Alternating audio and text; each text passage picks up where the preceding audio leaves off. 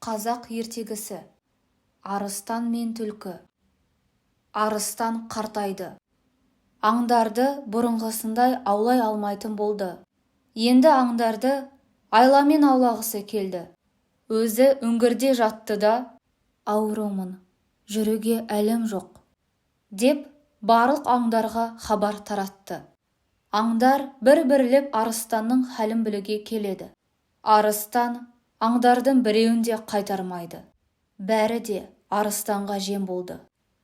Бір күні түлкі келді. Ол үңгірден алысырақ тұрды да, «Хәліңіз қалай, тақсыр?» деп көңілін сұрады. «Хәлім нашар. Неге жақынырақ келмейсің? Берірек кел, түлкіжан. Біразырақ сөйлесейік», деді арыстан. Түлкі: «Мен саған жақын барар едім-ау, бірақ саған кірген із бар да, шыққан із жоқ», деп жүріп кетіпті.